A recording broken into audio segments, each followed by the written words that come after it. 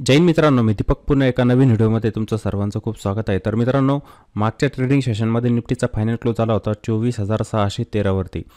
24,613 वरती निफ्टीने final close दिला होता आणि मागच्या सेशनमध्ये पण आपल्याला मार्केटमध्ये उतार चढाव दिसले। मार्केट वरती पण जाताना दिसला आपल्याला आणि खाली पण येताना दिसला। जर डेलीचा चार्ट जर तुम्ही बघितला तर तुम्हाला तिथे पण एक डोजी कॅन्डल तयार झालेली दिसणार। त्याच्या मागचं सेशन होतं त्यामध्ये पण तुम्हाला एक डोजी कॅन्डल बनताना दिसली होती, कारण की मार्केट ज्या ठिकाणी ओपन झालं होतं त्या जागेवरती क्लोज होतंय, त्यामुळे अशा डोजी कॅन्डलचं फॉर्मेशन चार्टवरती होताना आपल्याला दिसतंय। तर इथे पण बघा, मार्केट तुम्हाला सुरुवातीला वरती जाताना दिसलं, नंतर ते खाली आलं, पुन्हा त्यामध्ये बाईंग आली, पुन्हा त्यामध्ये नंतर सेलिंग आली, पुन्हा बाईंग आली। अशा पद्धतीने मार्केट चालतंय, म्हणजे मार्केटमध्ये उतार चढाव जास्त प्रमाणात येत आहे। त्याला आपण म्हणत असतो व्हॉलॅटिलिटी, त्याला आपण शब्द वापरतो व्हॉलॅटिलिटी, मार्केटमध्ये येणारे उतार चढाव। ह्या ठिकाणी काय होतं, जे ऑप्शन ट्रेडिंग करतात त्यांचा स्टॉप लॉस या ठिकाणी हिट होणारच, लक्षात घ्यायचं आहे। त्यांचे स्टॉप लॉसेस या ठिकाणी हिट होणार आणि त्यांना लॉसच होणार आहे, त्यामुळे इंट्राडे करायचं नसतं, कारण की मार्केट एका ट्रेंडला पकडून चालत नाही। इंट्राडेमध्ये ते वरती खाली होत राहणार आणि तुमचे स्टॉप लॉस पण हिट करत राहणार। ट्रेंडिंग मार्केट असेल तर ऑप्शन बाईंगमध्ये पैसा बनवत असतो आणि ट्रेंडिंग मार्केट डेली नसतं मित्रांनो, ठीक आहे। मार्केट आपलं बुलिशच आहे, मार्केटमध्ये कोणत्याही प्रकारचा वीकनेस नाही आहे आणि कंटिन्युअसली मार्केट एक हाय बनवत चाललेलं आहे, आपला एक नवीन हाय। मार्केटमध्ये गुंतवणूक पण खूप होते मित्रांनो। एक गोष्ट अजून सांगतो तुम्हाला, मार्केटमध्ये इन्व्हेस्टमेंट जास्त प्रमाणात होते। 2-3 वर्ष मागे जा, तुम्ही बघा की जेव्हा पण आपल्या मार्केटमध्ये FI सेल करायचे, कॅश मार्केटमध्ये जेव्हा FI सेल करायचे ना, आपलं मार्केट खाली यायचं। पण आताच्या वेळेला काय दिसतंय आपल्याला, FI सेल करतंय, DI बाय करतंय, मार्केट आपलं वरती जात आहे, म्हणजे डोमेस्टिकचा मार्केटला चांगला सपोर्ट आहे। आपल्यासारखे रिटेलर पण बघा, रिटेलरची पण संख्या मार्केटमध्ये खूप वाढत चालली, ठीक आहे। प्रत्येकजण इक्विटीला होल्ड करतोय, बहुतेक जणांनी म्युच्युअल फंडमध्ये गुंतवणूक करायला सुरुवात केली, त्यामुळे मार्केटला सपोर्ट मिळतोय। आपण जी SIP करत असतो म्युच्युअल फंडमध्ये, आपला पैसा कोणाजवळ जाणार, AMCकडे जाणार। AMC म्हणजे असेट मॅनेजमेंट कंपनी। मग AMC आपला पैसा कुठे लावणार, स्टॉक मार्केटमध्ये, वेगवेगळ्या स्टॉकमध्ये ते आपला पैसा लावत असतात, त्यामुळे मार्केटला इथे सपोर्ट मिळतोय। प्रत्येक महिन्याला म्युच्युअल फंडचे आकडे येत असतात आणि मी तुम्हाला ते सांगत पण असतो। आता थोडक्यात मी ते आकडे पण तुम्हाला दाखवतो इथे, ठीक आहे, म्हणजे तुम्हाला समजेल की दिवसेंदिवस ही संख्या कशी वाढत चाललेली आहे, SIPचं जे कॉन्ट्रीब्युशन होत असतं ते कशा पद्धतीने वाढत चाललेलं आहे, मी तुम्हाला थोडक्यात दाखवतो। त्यानंतर मग आपण काही महत्त्वाचे लेवल बघू। आर्थिक वर्ष जे आहे आपलं तेव्हापासून बघा, एप्रिलमध्ये बघा 20,371 करोडचं या ठिकाणी SIP कॉन्ट्रीब्युशन होतं। त्यानंतर मेमध्ये बघा 20,904 आणि जून महिन्यात बघा 21,262 करोड। याकडे कशामध्ये असतात, करोडमध्ये असतात। आणि हे आपण बघतोय 2024चं। थोडं मागे जायचं तुम्हाला दिसेल बघा, इथे मी दाखवतो तुम्हाला मागचे आकडे। हे तर आपण फायनान्शियल इयर 2024-25चं बघतोय। 2023-24 मध्ये गेलो, हे आकडे किती असायचे बघा, 13,000, 14, हे वाढतच चाललेले। आपण पुन्हा इथे 2022-23 मध्ये गेलो तर आपल्याला 11,000, 12,000 असे आकडे दिसणार। पुन्हा जर आपण इथे 21-22 मध्ये गेलो तर 8,500, म्हणजे आकडा बघा ना किती वाढताना दिसतोय। तेच आपण जर 2016-17 मध्ये गेलो तर महिन्याचे आकडे जे होते फक्त 3,000 करोडचे, 3,000 करोड तुम्हाला दिसेल, 3,300 करोड असे आकडे होते। आणि आत्ताच्या वेळेला बघा, हे SIP कॉन्ट्रीब्युशन जे होते ते किती वाढत चाललेलं आहे, म्हणजे प्रत्येकाला समजतंय की माझा पैसा बँकेत ओढू शकत नाही, माझा स्टॉक मार्केटमध्ये पैसा ओढू शकतो। मग बहुतेक जण काय करता, इथे SIPद्वारे इथं मार्केटमध्ये गुंतवणूक करताय, म्युच्युअल फंडमध्ये गुंतवणूक करताय, जेणेकरून त्यांना पण समजतंय की आता भविष्यात माझा पैसा या ठिकाणी चांगला वाढू शकतो, कंपाऊंडिंगचा फायदा मला या ठिकाणी मिळू शकतो। त्यामुळे प्रत्येकजण आजकाल काय करतंय, मार्केटमध्ये गुंतवणूक करते। हाच चांगला सपोर्ट मार्केटला या ठिकाणी मिळतोय, त्यामुळे आपलं मार्केट काय या ठिकाणी स्ट्रॉंग।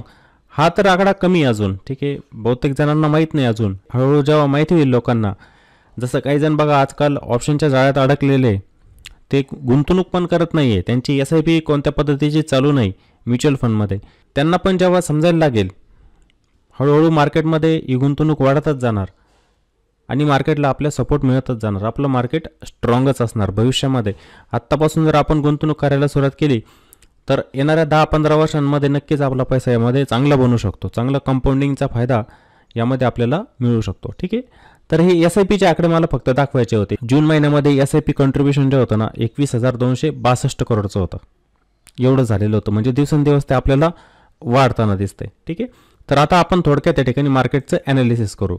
आता मार्केटसाठी कोणत्या महत्त्वाच्या लेवल असणार उद्याच्या ट्रेडिंग सेशनसाठी? तर मार्केटसाठी हा एक रेजिस्टन्स असेल, म्हणजे हा एक सप्लाय झोन आहे. या ठिकाणी तुम्हाला समजेल प्राईस प्रत्येक वेळेला जाते आणि तिथून रिजेक्शन घेते.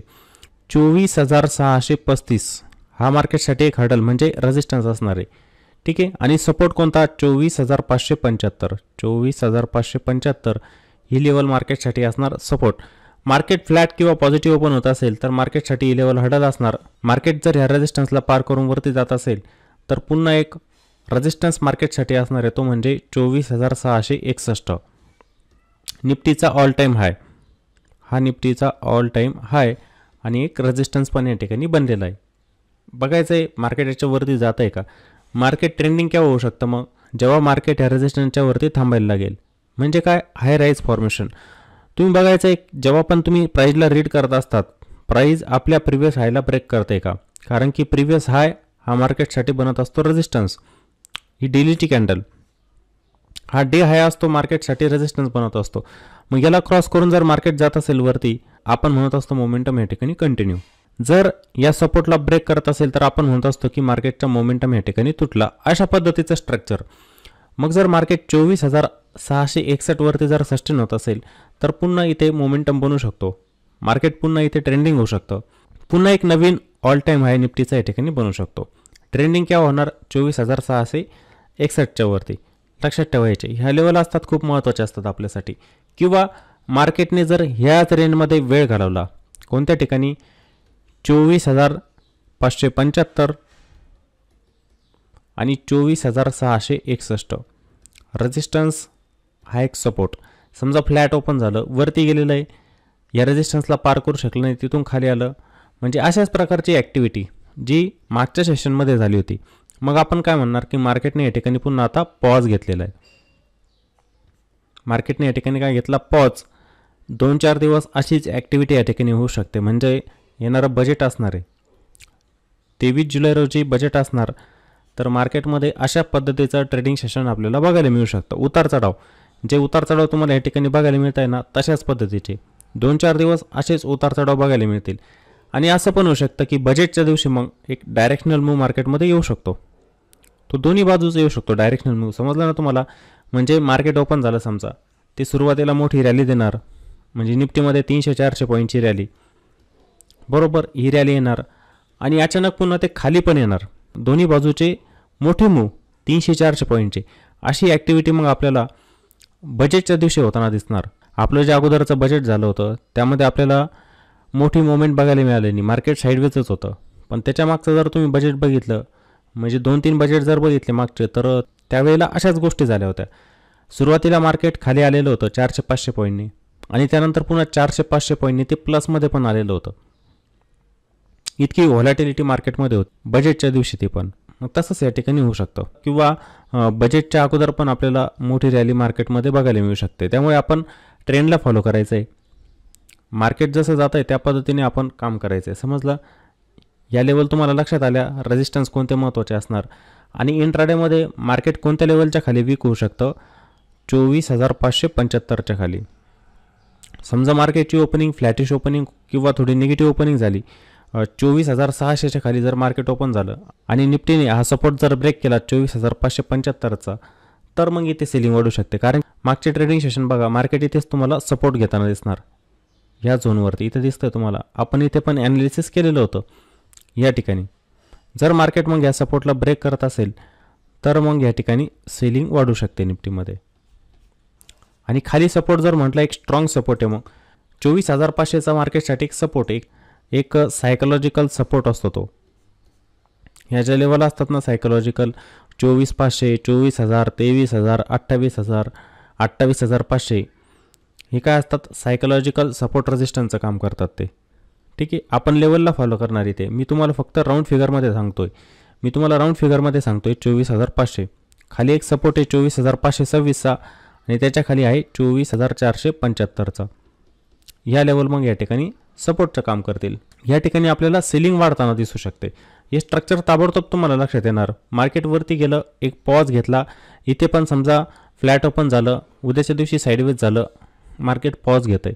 जेव्हा मार्केट इथून ब्रेकआउट देणार, मार्केट पुन्हा या ठिकाणी ट्रेंडिंग होणार, इथे मार्केट ट्रेंडिंग होणार, ही ॲक्टिव्हिटी होऊ शकते. मार्केट जर फ्लॅट किंवा निगेटिव्ह ओपन झालं, या सपोर्टला ब्रेक केलं तर इथे अशी निगेटिव्ह प्राइस ॲक्शन पण बनू शकते. म्हणजे जे मार्केट टॉपपासून इथे खाली आलेलं होतं त्याचंच कंटिन्युएशन आपल्याला या ठिकाणी होताना दिसणार. पण ह्या लेवल पण सपोर्टचं काम करू शकतात, याकडे दुर्लक्ष करू नका.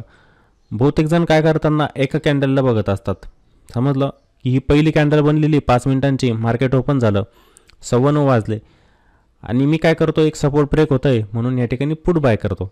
बहुतेक जण करतात ना असं, एका कॅन्डलला बघून ट्रेड घेत असतात. पण हीच कॅन्डल फिरते किंवा दुसरी बनणारी कॅन्डल जी असते ना पुन्हा वरती निघून जाते. अशा पद्धतीने मार्केट या ठिकाणी रिव्हर्सल देऊन टाकतं. का? हा एक डिमांड झोन असतो. मार्केटला वेळ घालू द्या. मार्केटची डायरेक्शन आपल्याला 20 ते 25 मिनिटांनंतरच लक्षात येत असते. 5 मिनिटांमध्ये कोणत्याही पद्धतीचा ट्रेंड आपल्याला लक्षात येत नाही.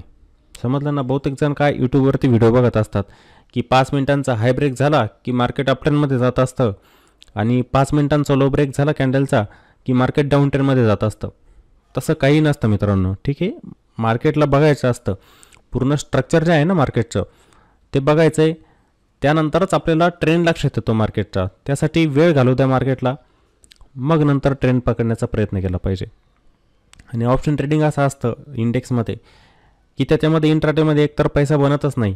लोकांना आजकाल चांगलं मार्गदर्शन मिळत नाही खरं म्हणजे. ठीक आहे, ते चुकीच्या पद्धतीने मार्केटमध्ये येत आहे, ऑप्शनमध्ये येत आहे आणि तिथे लॉस करून येत आहे. इक्विटीमध्ये काम करा, बघा करून तुम्ही. टेक्निकलचा अभ्यास करा, फक्त थोडे दिवस द्या, 7-8 महिने द्या, एखाद वर्ष द्या. टेक्निकलवरती थोडी मजबूत पकड बनवा आणि त्यानंतर इक्विटीमध्ये स्विंग ट्रेडिंग करा. बघा, ऑप्शनपेक्षा चांगला रिझल्ट तुम्हाला इथे इक्विटीमध्ये दिसणार. त्यामुळे हे ऑप्शन ट्रेडिंग तर तुम्ही टाळलं पाहिजे. ठीक आहे, आणि काम करताना इक्विटीमध्ये करा, ऑप्शनमध्ये करा, स्टॉपलॉसचा वापर नक्कीच करा. तुमची रिस्क तुम्हाला माहीत असली पाहिजे. ती रिस्क तुम्ही मनात नसते पकडायची की एवढा लॉस झाला तर मी ट्रेडमधून बाहेर निघून जाणार. नाही, तुम्ही स्टॉपलॉस ऑर्डर लावूनच काम केलं पाहिजे. मार्केट सुप्रीम मित्रांनो, कुठेही जाऊ शकतं ते. मार्केट तुम्हाला खाली येताना दिसतं, अचानक रिव्हर्सल देऊन टाकतं, वरती जातं. अपट्रेंडमध्ये जाणारं मार्केट असतं, अचानक खाली पण येऊ शकतं. मोठमोठ्या कॅन्डल बनवत मार्केट खाली येत असतं. हे लक्षातच ठेवा तुम्ही, मार्केट सुप्रीम असतं. मला एवढा लॉस घ्यायचं आहे, बाहेर निघायचं आहे, त्यासाठी स्टॉप लॉस ऑर्डर लावायची तुम्ही. तर सर्वांना आता लेवल या ठिकाणी समजलेले असतील. आणि मित्रांनो, जर व्हिडिओ आवडला तर व्हिडिओला नक्की लाईक करायचं आहे, व्हिडिओला कॉमेंट पण करा आणि व्हिडिओला जास्तीत जास्त शेअर पण करा. चला तर मग पुन्हा भेटू एका नवीन व्हिडिओमध्ये. जय हिंद.